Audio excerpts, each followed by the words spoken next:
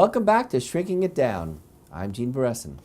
And I'm Steve Schlozman, and we have today with us Ellen Braaten. Nice to be here. And thank you for being here. And this is really not going to be simple, because today we're going to be talking about autistic spectrum disorder, and it's really, really complicated.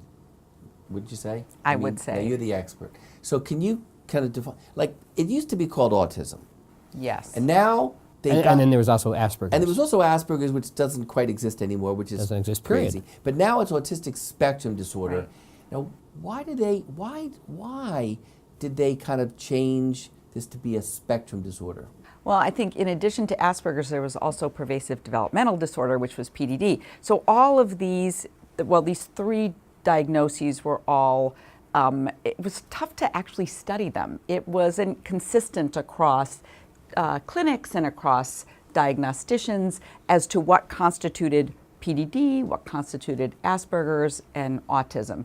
And although we might agree what each one is very different, when they actually went to study it, they really found that it was too hard to put into these sorts of buckets. So all of these diagnoses are subsumed under this one autism spectrum, and then within there, we're able to sort of quantify and categorize based on the symptom presentation. So what are the major criteria that put you on this spectrum?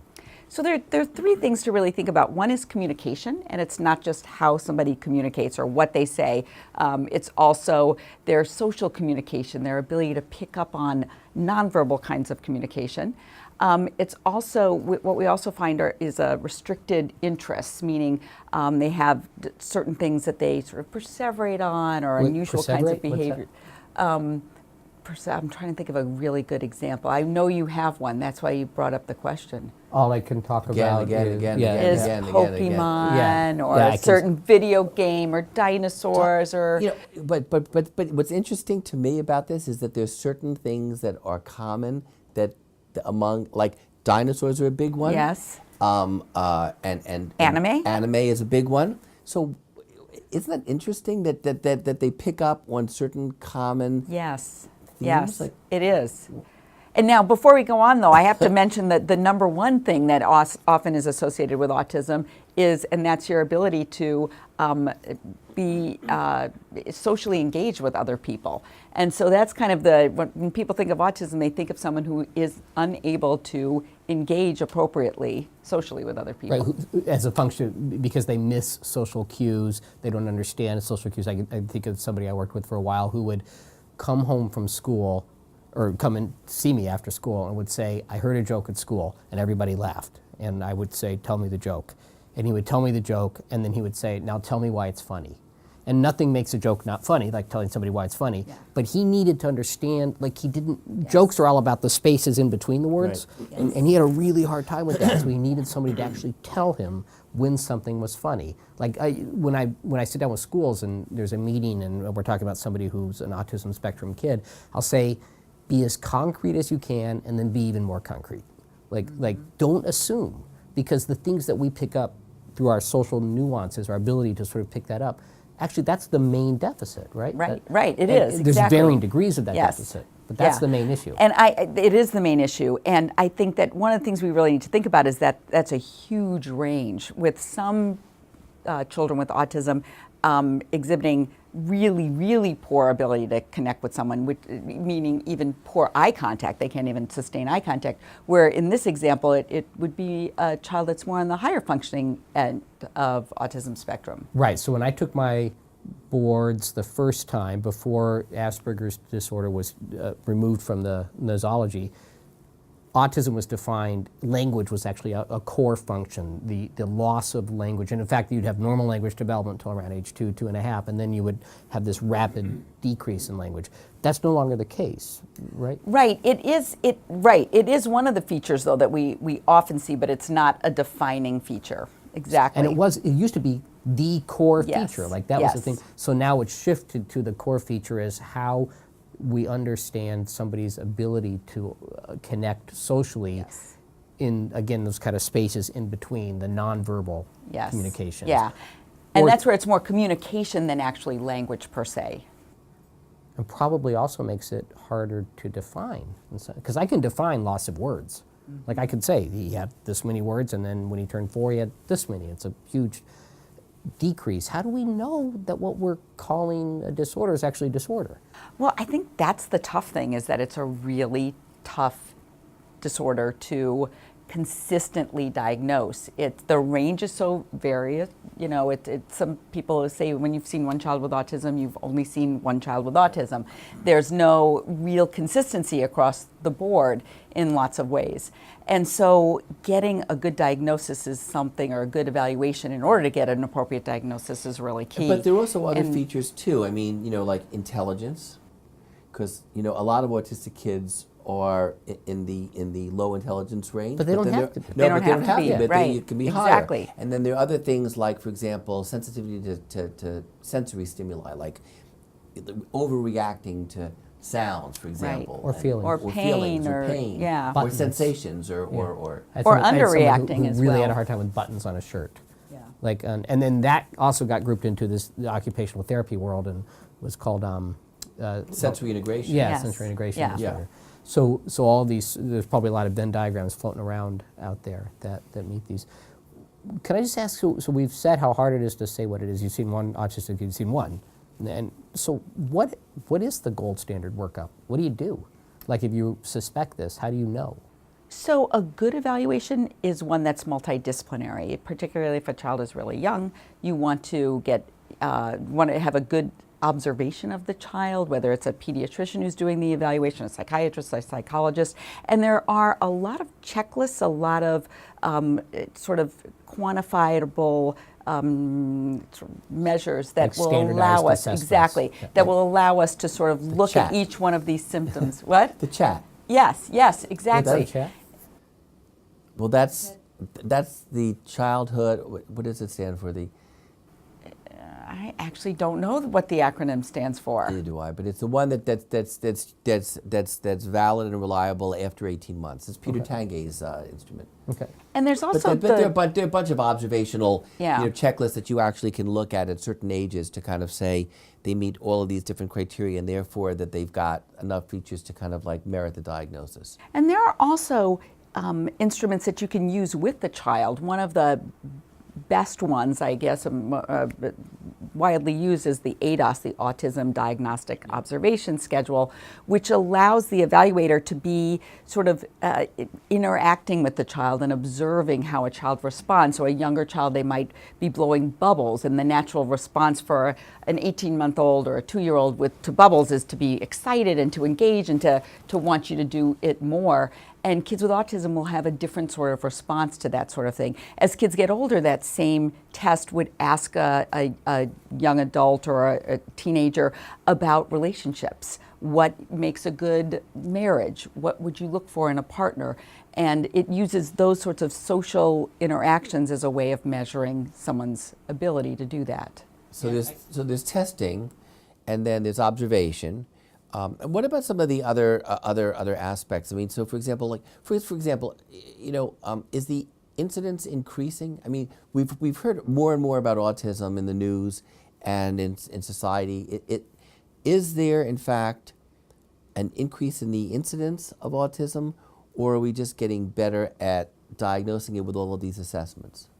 Well, my read of the literature is that it might be a little bit of both, that we're getting better at diagnosing it, at finding it, but it's also maybe on the rise, according to some studies. Yeah, so there's a lot of, I've read the same Yeah. thing, and then when people start talking etiology, they'll talk about, look, it's the most, to the extent that we're willing to broadly define it, it becomes the most heritable psychiatric syndrome when you look at like how much of a certain of a behavior can be attributed to the genetics of the parents. Autism is actually the highest of all of them, to the extent that we so broadly define it. Some people say that's a problem the way we've defined Right, it. exactly. And I think that's how we tried to get away from those sort of categorizing different types of autism spectrum, is that we just made the category so broad that sometimes it's very complicated. There's a case to be made for that. Right, and I think we should, in the setting of this relatively rapid increase of diagnoses, people get anxious that they're missing a cause, and so it's important that we say to anybody who's watching that this isn't about vaccines. There is just absolutely no evidence. And the willingness to sort of attribute it to vaccines, I think, has to do with our desire to make something complicated simple.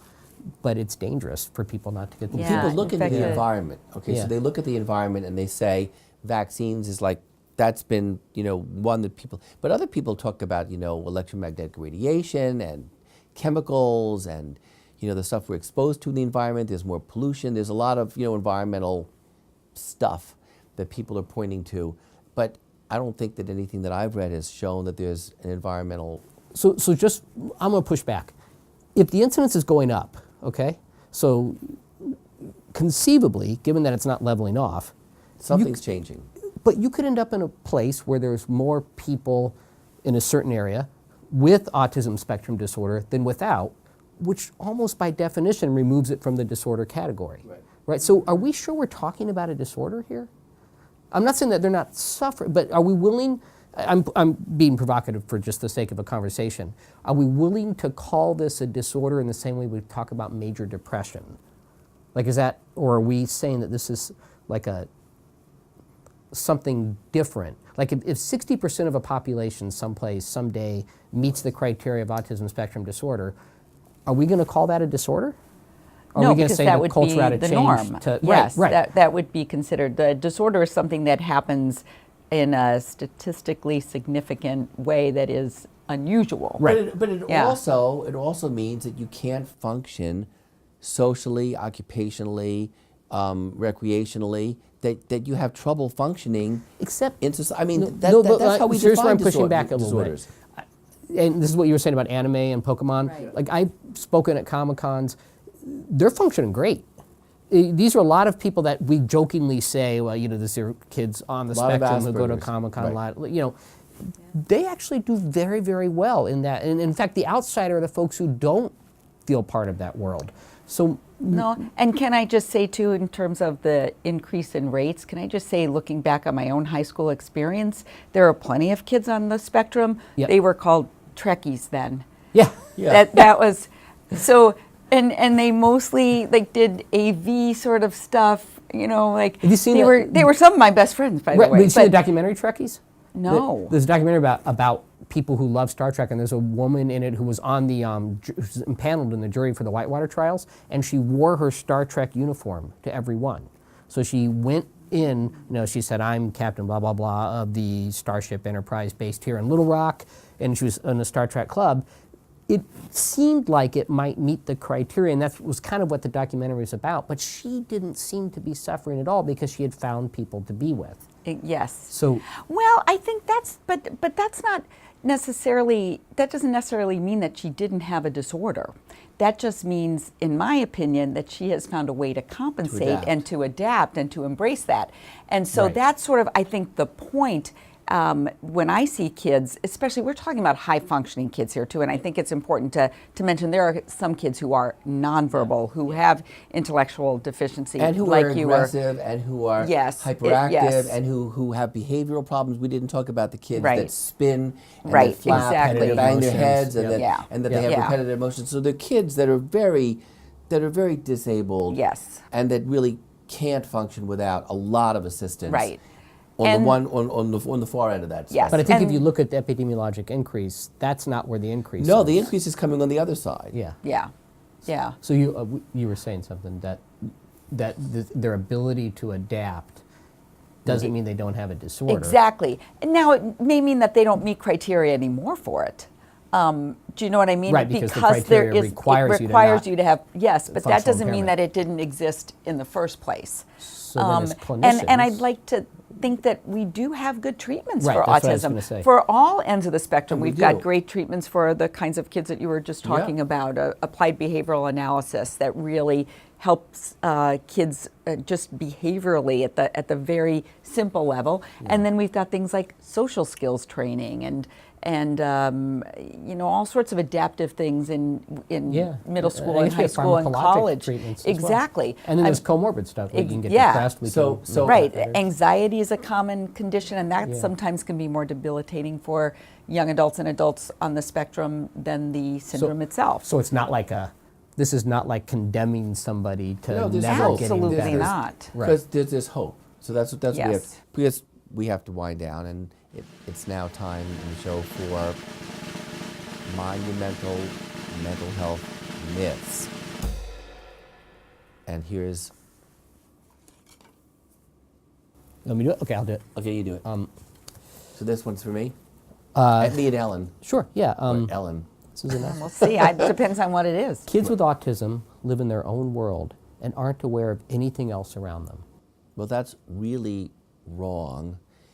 And you correct me if I'm wrong, but I mean, I think they're in some ways more aware or hyper aware of things around them, to the extent that they get overstimulated and their repertoire of adaptability is so limited that they can't help but spin or bang their heads or get totally overloaded in a Right. sensory way that they have to get away, and that they can't take it because it's just too much, because they're so hyper aware. Mm-hmm. And I even say on the higher end of the spectrum, I would agree with that. And a lot of times parents will say, you know, my child, even though you're telling me he doesn't communicate well socially or he doesn't understand social nuance, I observe that he is hyper aware of what's going on and maybe can't get away from it or can't transition. He perseverates, again, there's that word, on a certain sort of thing that happens, but that there are certain things in the environment that makes him more. It looks like they're in their own world because we're not in their own in their heads, as it were. But I mean, what seems to be an isolative, kid who's not responding is actually responding internally a lot. Well, that's the neurobiologic literature suggests that there's a difficulty in filtering. So like right now there's a siren that I can hear, but I can keep talking to you. But Right. if you can't not pay attention to that siren, There are no your sensors. Right, so your next best thing is to just entirely focus in on one thing and cut everything out. Yeah. Like there's not a lot of in between. Yeah. Okay. Here's yours. This one's for me. Yep. This one's for you, I should say. It's upside down. Why do you always hand it to me upside down? Are you trying to make me like read backwards and upside down? Yes. Okay. Autism doesn't get better. Well, You just- that we just sort of answered that. But it's worth saying again. Yeah, it is worth saying Yeah. again. I think it's worth saying that there are a lot of treatments for it. And I think the variety of treatments, first of all, getting early diagnosis is key, because there are other things that we haven't spoken about, like occupational therapy and speech and language therapy. School accommodations. Social skills training, and applied behavioral analysis, like I mentioned before. ABA is something that's been found to be quite effective What for. is that? So applied behavioral analysis really gets at the very behavioral level with kids. So with kids who are significantly autistic, it may start with having them using sort of behavioral techniques to get them to make better eye contact, for example, or to learn how to filter out that siren in the background. But it's very specific at treating one symptom at a time. And that's found to be very effective and actually generalizes to other symptoms as well. But let me end with a very provocative question. I mean, given that it does get better, and you've mentioned a lot of very sophisticated techniques, applied behavioral analysis, occupational therapy, physical therapy, special education, and the incidence is increasing. How can anybody pay for this? The services for taking care of one individual with autism seem to be so many and so expensive, Well, they're not and there's so streamlined. much effort Yeah. that must be put in to help this kid get better. Are we able to afford this? I mean, are parents out there who are watching this able to get these kinds of services? Do you know, I can only speak for Massachusetts, but actually kids with the diagnosis of autism spectrum are pretty well situated in terms of getting services. And it's like it's political in some ways that the parents of kids with autism have been very good at advocating for them. And so right now, that's a good diagnosis to have if you want to get services. And I should mention, this is a little tangential, but as the rates of autism have gone up, the rates of intellectual disability, or what we used to call mental retardation, have gone down.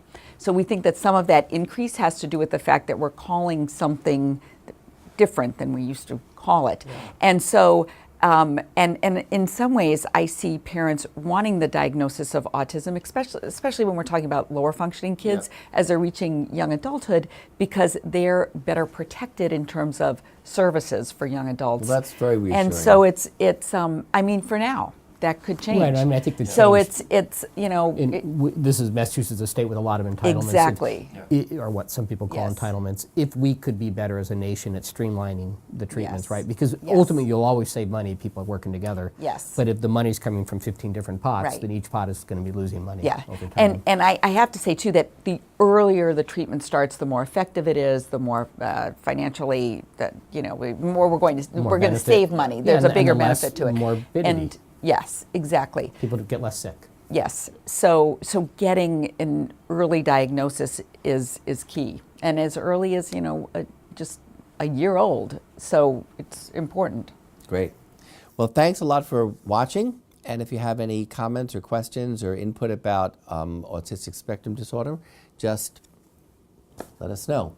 Yeah, even if you don't agree, let us know. I mean, that's the ones we want to hear, actually, so we can have a discussion about it. And thanks to Ellen for being here and helping us understand autistic spectrum disorder. I'm Gene Beresin. I'm Steve Schlozman. And I'm Ellen Braaten.